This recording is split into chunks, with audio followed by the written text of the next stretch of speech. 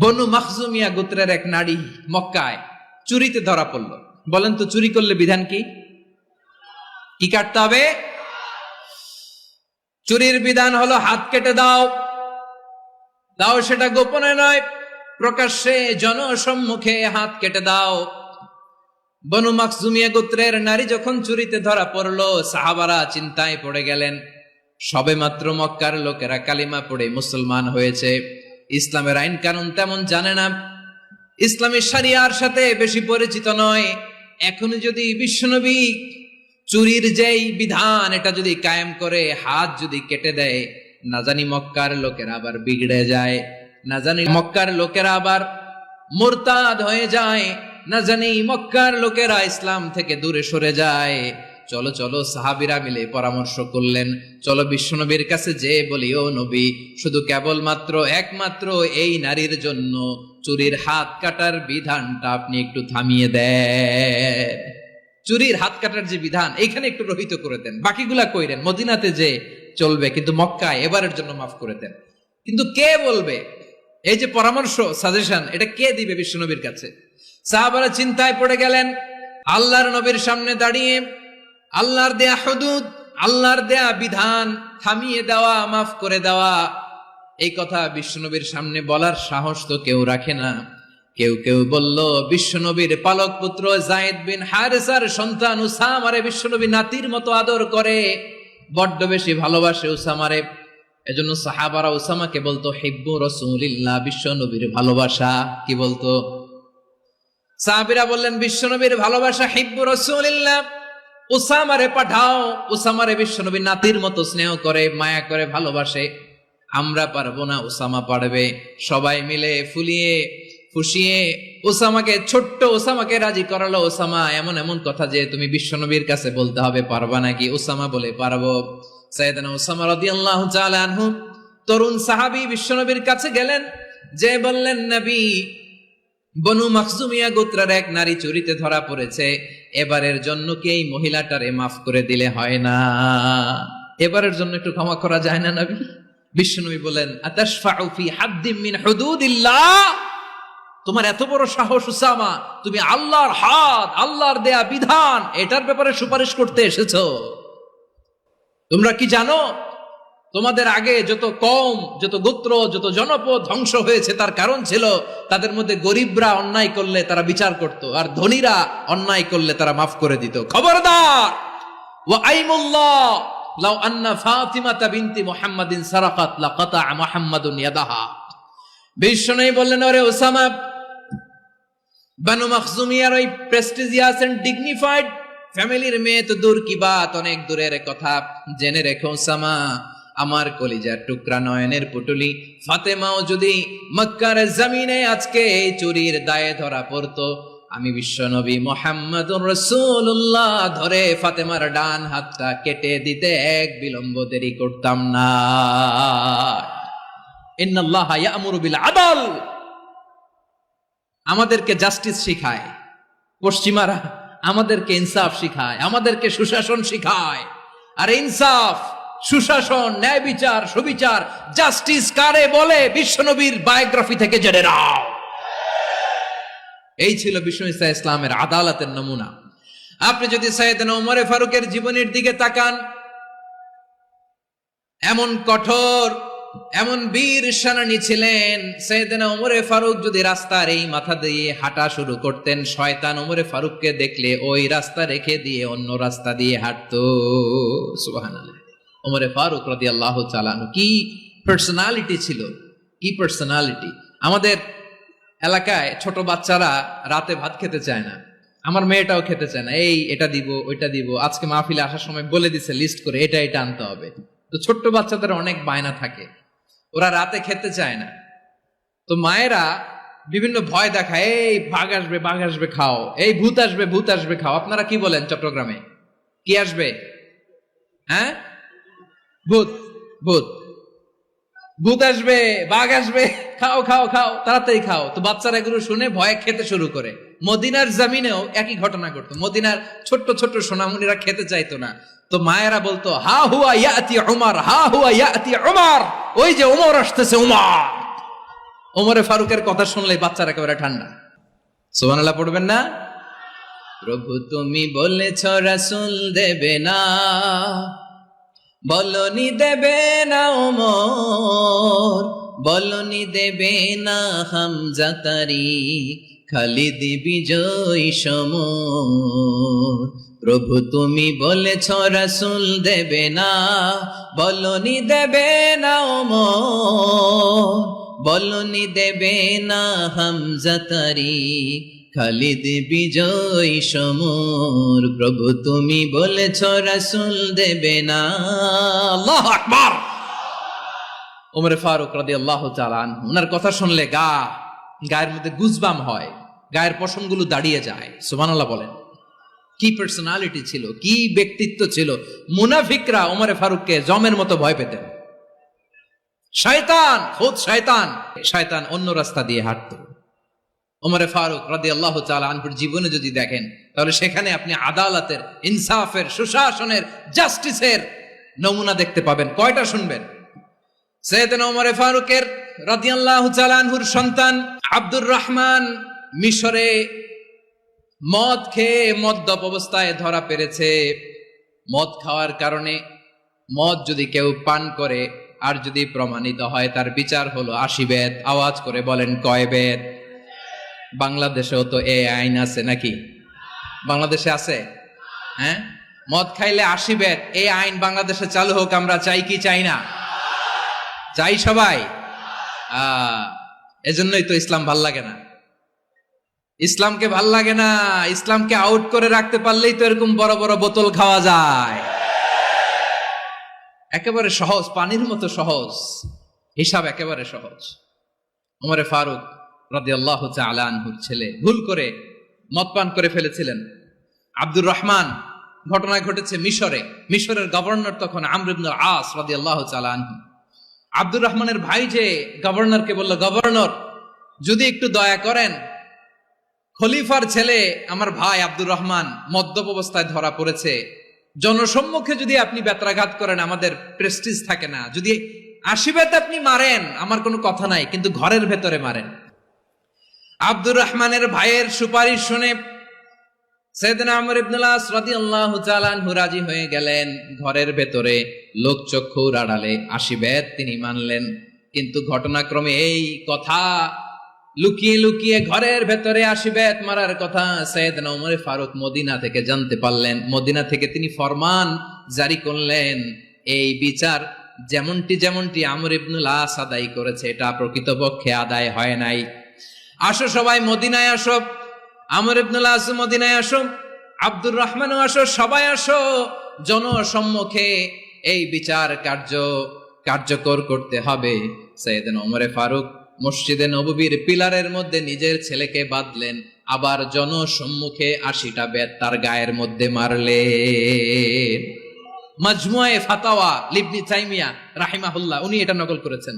এটা সবচেয়ে বিশুদ্ধ মত। আরো অনেক মত আছে, মারা গেছে কবরের উপর, ওগুলো বাদই দিলাম। কেমন খলিফা ছিলেন, কেমন খলিফা! পশ্চিমারা তোমরা জাস্টিস আমাদেরকে শেখাও, ইনসাফ কারে বলে, সুশাসন আমাদেরকে তোমরা শিখাও। ওমর ফারুক রাদিয়াল্লাহু তাআলা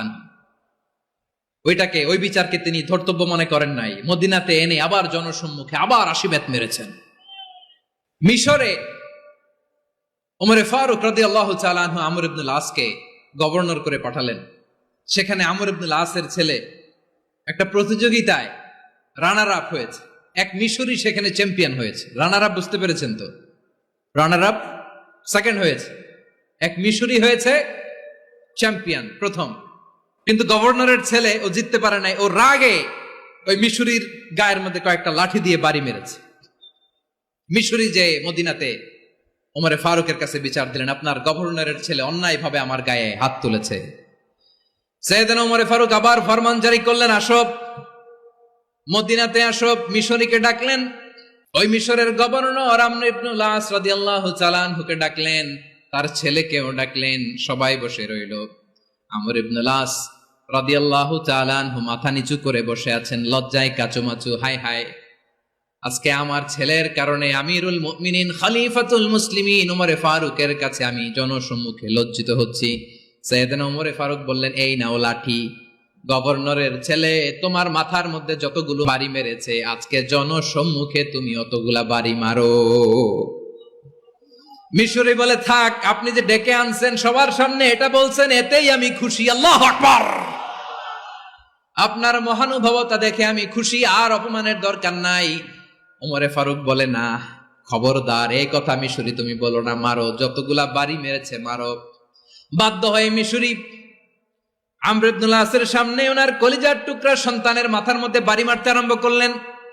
ঠিক যতগুলা বাড়ি গভর্নরের ছেলে আমর ইবনুল আসের ছেলে মিশরির গায়ে মেরেছিল, মাথায় মেরেছিল, মিশরি গুনে গুনে ততটা মারলেন। এই দৃশ্য দেখে ওমরে ফারুক রেগে মেগে আগুন, রাগের চোটে রাগ সামলাতে না পেরে, আর নিজেকে সামলাতে না পেরে মিশরিরে বললেন, ছেলেরে মারা শেষ হয়ে গেলে এবার বাবার টাক মাথার মধ্যে কয়েকটা বাড়ি মার। রাগের চোটে, আউট অফ অ্যাঙ্গার, রাগের চোটে, যে আমার পাঠানো গভর্নর আমর ইবনুল আস তার ছেলেকে কেন আদব তারবিয়া কেন শিক্ষা দিতে পারে না, ছেলেরে মারা হইলে এবার আমর ইবনুল আসের মাথার মধ্যে দুইটা মারো। এটা রাগে বলেছেন, এটা শাস্তি হিসেবে না। সুবহানাল্লাহ পড়ে।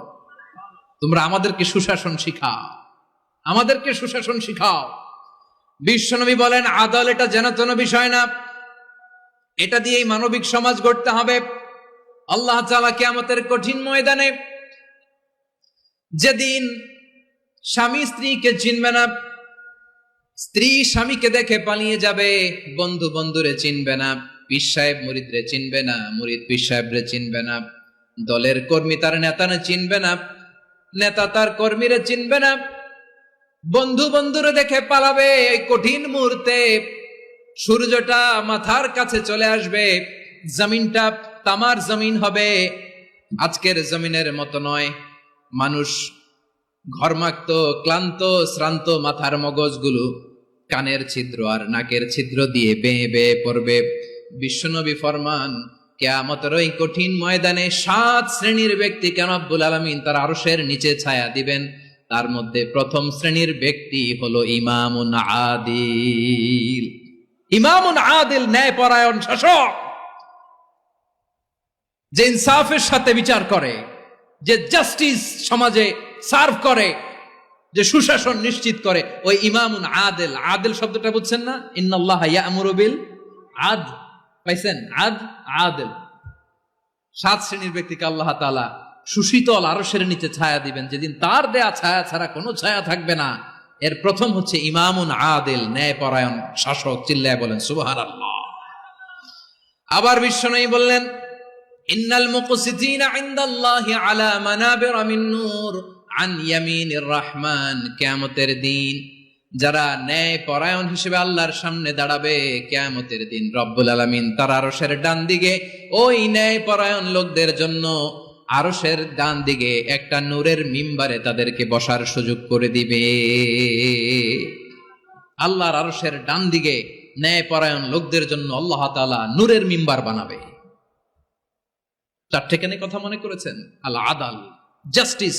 ইন্নাল্লাহা ইয়া'মুরু বিল আদল। আল্লাহ তাআলা এই আদালতের নির্দেশনা দেয়, সুবিচার, সুশাসন। প্রিয় ভাইয়েরা, এটা আমরা বাংলাদেশে চাই কি চাই না? এই যে অরাজকতা, এই যে অন্যায়, এই যে জুলুম, এই যে ইনকনসিস্টেন্সি, সমাজের অসঙ্গতি, এর প্রধান কারণ জাস্টিস নাই, সুবিচার নাই, সুশাসন নাই। শেষবারের মতো আওয়াজ করে বলেন তো, আমরা বাংলাদেশে আদল চাই কি চাই না? তাহলে প্রথম নির্দেশনা শেষ। আল্লাহ তাআলা তোমাদেরকে আদলের আদেশ দেন। এরপরে আল্লাহ বললেন, আমি তোমাদেরকে ইহসানের আদেশ দেই। ইন্নাল্লাহা ইয়া'মুরু বিল আদলি ওয়াল ইহসান। আমি তোমাদেরকে যেমনি আদলের নির্দেশনা দেই, তেমনি ভাবে তোমাদেরকে ইহসানের নির্দেশনা দেই। ইহসান, আওয়াজ করে সবাই বলেন তো ইহসান। সবাই বলেননি, সবাই বললে এতটুকু আওয়াজ হবে আমি বিশ্বাস করি না। আওয়াজ করে বলুন আল ইহসান। ইহসান মানে কারো প্রতি সফট হার্টেড হওয়া, মহানুভব হওয়া, অনুগ্রহ পরায়ণ হওয়া, অনুগ্রহশীল হওয়া, একে অপরের প্রতি দয়াদ্র হওয়া। একে অপরের প্রতি দয়াদ্র অনুগ্রহশীল হওয়া ছাড়া মানবিক সমাজ কশিনকালেও গঠন করা সম্ভব না। প্রিয় ভাইয়েরা, সুন্দর আচরণ দিয়ে, ইহসান দিয়ে যা জয় করা যায়, নরম আচরণ দিয়ে যেটা অর্জন করা যায়, কঠোরতা দিয়ে সেটা পারা যায় না। বিষ্ণু ঈসা ইসলাম ইহসান দিয়ে, কোমল আচরণ দিয়ে, তার অনুগ্রহ দিয়ে তিনি অনেক কাফিরের হৃদয়কে জয় করে ফেলেছেন।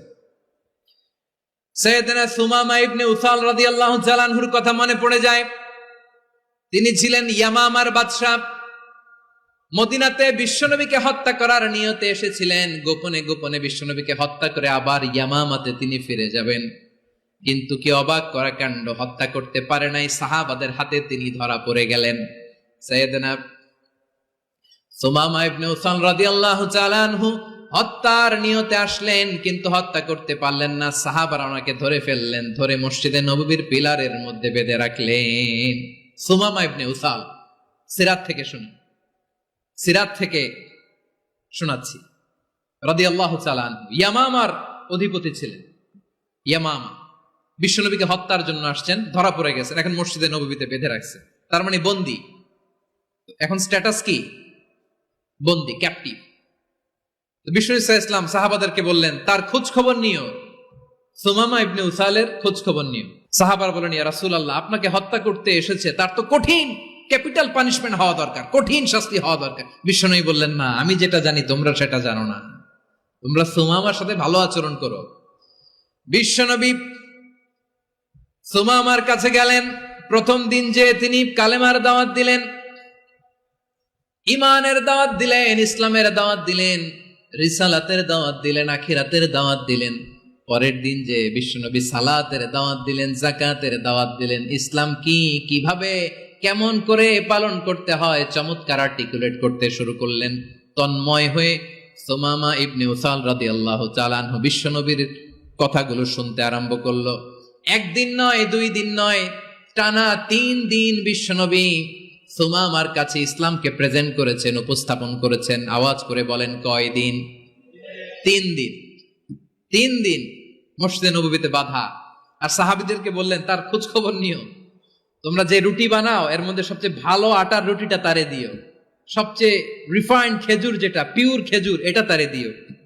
আর বিশ্বনবী নিজের উট থেকে দুধ দহন করে ওনার বাড়ির এক কর্মচারীকে বলেছেন, দুধ দহন করে সুমামার জন্য নিয়ে যেও। সুবহানাল্লাহ পড়বেন না? সবাই তো অবাক, ইয়ামামা থেকে আসছে নবীকে হত্যা করতে, বিশ্বনবী দেখে তারে জামাই আদর করে, তাকে মজার মজার খাবার দিও, দুধ দিও, আদর আপ্যায়ন করো। 1 দিন নয়, 2 দিন নয়, টানা 3 দিন বিশ্বনবী এভাবে সুমামার কাছে যে ইসলামকে প্রেজেন্ট করতে আরম্ভ করলেন, ইসলামকে উপস্থাপন করতে শুরু করলেন। আর তাকে চমৎকার এন্টারটেইনমেন্ট, আপ্যায়ন দিতে আরম্ভ করলেন। টানা 3 দিন যখন ইসলামের দ্য বিউটিজ অফ ইসলাম, ইসলামের সুমহান বাণী, সৌন্দর্য তার কাছে উপস্থাপন শেষের বিশ্বনবী বললেন সাহাবাদেরকে, যাও এবার সুমামার হাতের পায়ের রশি দুটো খুলে দাও। সাহাবারা বললেন, ইয়া রাসূলুল্লাহ, কি বলেন আপনি? ও তো হত্যাকারী, সুযোগ পায় নাই, আপনারে মারতে পারে নাই, ছেড়ে দিলে আবার ও আপনার উপর তলোয়ার নিয়ে ঝাঁপিয়ে পড়বে। নবী, এই সিদ্ধান্ত আপনি নিতে যাবেন না। বিশ্বনবী বললেন, যেটা বলেছি সেটা করো, সুমামার রশিগুলো ছেড়ে দাও, সুমামার হাতে পায়ের রশিগুলো যে তোমরা খুলে দাও। সাহাবারা তর্ক জুড়ে দিলেন, লা ইয়া রাসূলুল্লাহ, এমনটা করবেন না, তো ভয়ঙ্কর, ভয়ঙ্কর খুনি, কি জানি কি হয়ে যায়। বিশ্বনবী বললেন, না, তার হাতে পায়ের রশিগুলো খুলে দাও। সাহাবারা বিশ্বনবীর কথা মতো তার হাতে পায়ের রশিগুলো খুলে দিল। সুমামা মুহূর্তের মধ্যে মসজিদে নববী থেকে বের হয়ে ইয়ামামায় ফিরে না যে মসজিদে নববীর পাশে একটা খেজুর বাগান ছিল, সেখানে চলে গেলেন। সেখানে একটা ছোট্ট কুয়া ছিল, কুয়ার পানি দিয়ে তিনি গোসল করলেন। সুবহানাল্লাহ পড়েন। কুয়ার পানি দিয়ে গোসল করে মসজিদে নববীর সামনে এসে বিশ্বনবী এবং সাহাবাদের সামনে দাঁড়িয়ে সাব্বাবা উঁচু করে বললেন, আশহাদু আল্লা ইলাহা ইল্লাল্লাহ ওয়া আশহাদু আন্না মুহাম্মাদান আবদুহু ওয়া রাসূলুহু। আল্লাহু আকবার। আমি সাক্ষ্য দিচ্ছি আল্লাহ ছাড়া কোনো ইলাহ নাই, আর মুহাম্মদ আল্লাহ তাআলার প্রেরিত বান্দা এবং রাসূল। প্রিয় ভাইয়েরা, ইহসান দিয়ে যা জয় করা যায়, কঠোরতা দিয়ে সেটা কঠিনকালেও জয় করা যায় না। আওয়াজ করে বলেন ঠিক কি না? এবার সুমামা দাঁড়িয়ে বলে, ওগো নবী, আমি তো কালিমা পড়ে মুসলমান হয়ে গেলাম, এবার শোনেন, এই মুহূর্তের আগে আপনার চেহারার চাইতে নিকৃষ্ট কোনো চেহারা আমার কাছে ছিল না, কিন্তু শাহাদা পাঠ করার পরে আপনার চেহারার চাইতে উত্তম শ্রেষ্ঠ কোনো চেহারা আমার কাছে আর নাই। ও নবী, আজকের দিনের আগে ইসলাম ধর্মের চেয়ে নিকৃষ্ট অপছন্দনীয় কোনো ধর্ম আমার কাছে ছিল না, কিন্তু এই মুহূর্ত থেকে ইসলামের চেয়ে সেরা শ্রেষ্ঠ পছন্দনীয় কোনো ধর্ম আমার কাছে নাই। নবী গো, আজকের দিনের আগে মদিনার চাইতে অপছন্দনীয় নিকৃষ্ট কোনো শহর আমার কাছে ছিল না, কিন্তু এই মুহূর্তের পর থেকে মদিনার চাইতে কোনো শ্রেষ্ঠ শহর আমার জানা নাই। সে ছিল গমের বড় ডিলার, গম বেচত। কি বেচত? তার গম কিনে মক্কার লোকেরা রুটি খাইতো। সে ঘোষণা দিল, আজকে থেকে মক্কাবাসীদের জন্য সব গম আমি হারাম করে দিলাম, মক্কাবাসী এখন না খেয়ে মরে। সুবহানাল্লাহ পড়বেন না?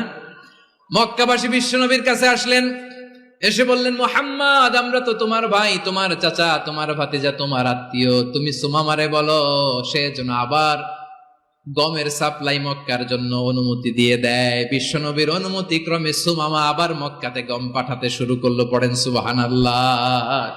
ইহসান, ইহসান দিয়ে আপনি যেটা জয় করতে পারবেন, you can win the heart of your enemies.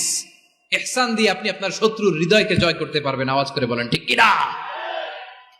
এজন্য আল্লাহ বললেন, ওয়া আনফিকু ফি সাবিলিল্লাহি ওয়া লা তুলকু বিআইদিকুম ইলাত তাহলুকা ওয়া আহসিনু ইন্নাল্লাহা ইউহিব্বুল মুহসিনিন। তোমরা আল্লাহর রাস্তায় দান করবে আর নিজেরা নিজেদেরকে ধ্বংসের হাতে ঠেলে দিও না। তোমরা একে অপরের প্রতি ইহসান করবে, কারণ ইহসানকারীদেরকে আল্লাহ বড্ড ভালোবাসেন। সুবহানাল্লাহ পড়েন। আবার সূরা রহমানে আল্লাহ বললেন, হাল জাযাউল ইহসানি ইল্লাল ইহসান ফাবিআইয়ি আলা, সবাই পড়েন, ফাবিআইয়ি আলাই রাব্বিকুমা তুকাযযিবান। ইহসানের প্রতিদান হিসেবে ইহসানি হয়। বিশ্বনবী সুমামার প্রতি যেমন ইহসান করেছেন, সুমামাও ঠিক তেমন ইহসান ফিরিয়ে দিয়েছে। ঠিক কিনা বলেন? তাহলে এক নম্বরে হচ্ছে আদ, ন্যায় বিচার। দুই নম্বরে সবাই বলেন ইহসান, সদাচরণ। ইহসান দুই ধরনের প্রিয় ভাইরা, ইহসান ফিল ইবাদা, ইহসান ফিল মুআমালা। ইহসান ফিল ইবাদা হচ্ছে একাগ্র অনুভবে ইবাদতে ডুব দেওয়া, এর নাম ইবাদতের ইহসান। সুবহানাল্লাহ পড়ুন। বিশ্বনবী বলেন ইহসান মানে কি জানো নাকি? হাদিসে জিবরিলে সাইয়েদনা জিবরিল আলাইহিস সালাম বিশ্বনবীকে বললেন, আখবিরনি আনিল ইহসান। নবী আমাদেরকে বলেন ইহসান মানে কি? বিশ্বনবী বললেন, আনতা আবুদাল্লাহা কাআন্নাকা তারাহু ফাইন লাম তাকুন তারাহু ফাইন্নাহু ইয়ারাক। ইহসান মানে হলো এমন ভাবে তুমি আল্লাহর সামনে নিজেকে উজাড় করে ইবাদত করবে, তুমি ভাববে তুমি আল্লাহকে দেখতে পাচ্ছ। আর এটা যদি ভাবা তোমার জন্য কঠিন হয়ে যায়, অন্তত এতটুকু তুমি ভাববা যে আল্লাহ তোমাকে দেখতে পাচ্ছেন। ঠিক কিনা বলেন? ও আমার বীর চট্টলার ভাইয়েরা, কেউ যেটা দেখে না সেটা দেখে কে? এই বিশ্বাস হৃদয়ের মধ্যে আছে? নামাজে যখন দাঁড়ান এই ফিলিংসটা আনা যাবে?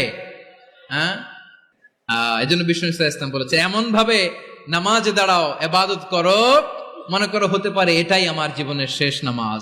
Perform the salah as if this is your last and final prayer. এমন ভাবে সালাতে দাঁড়াও, ভাবো হতে পারে এটাই তোমার জীবনের শেষ নামাজ।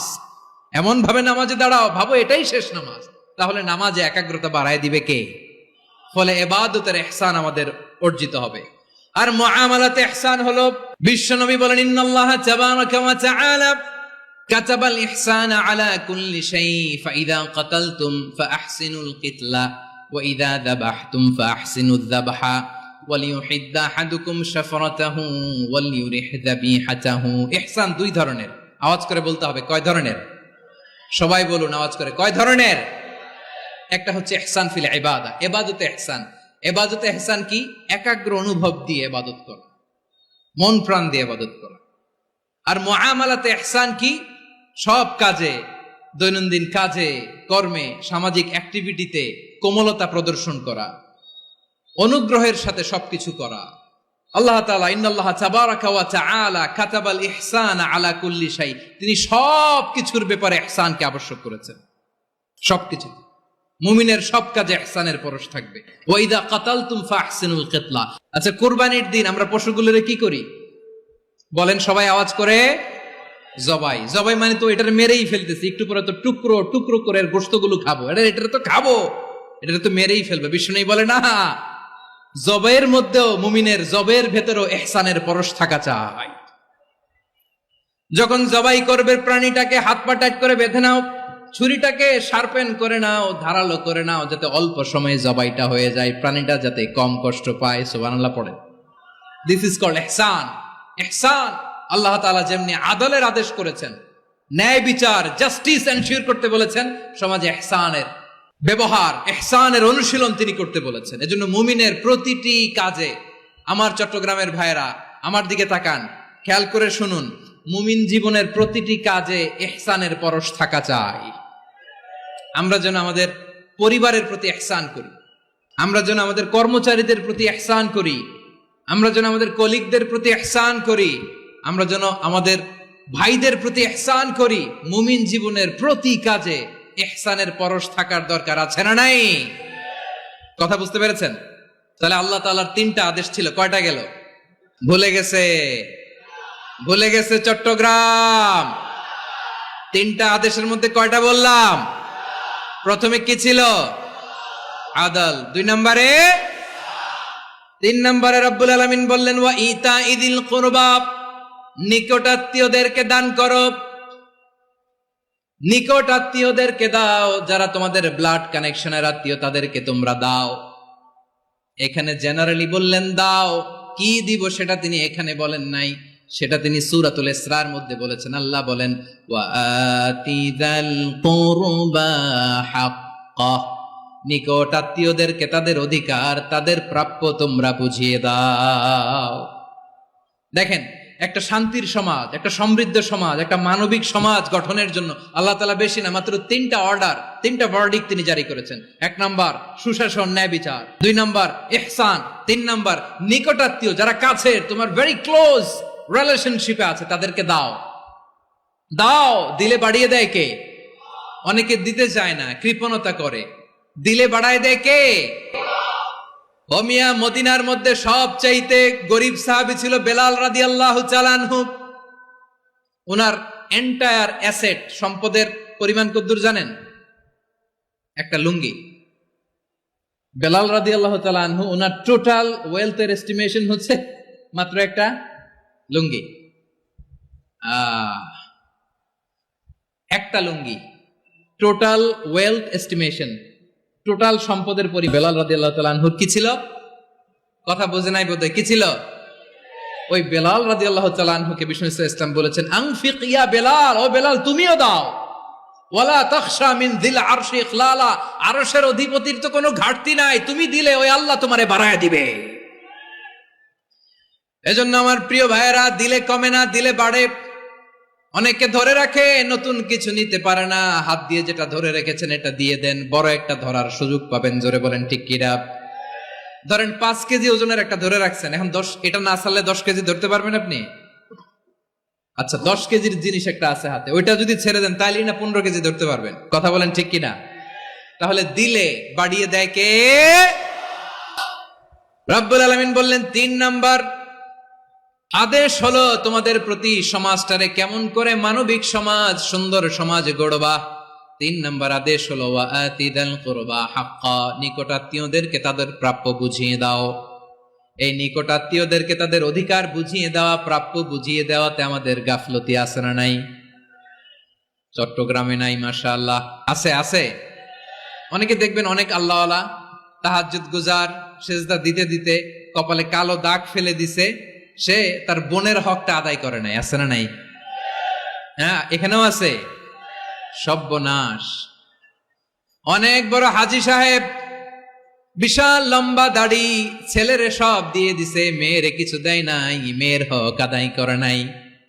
আছে না নাই? এই হাজী সাহেবেরা, এই আল্লাহওয়ালারা কিয়ামতের ময়দানে আটকে যাবে।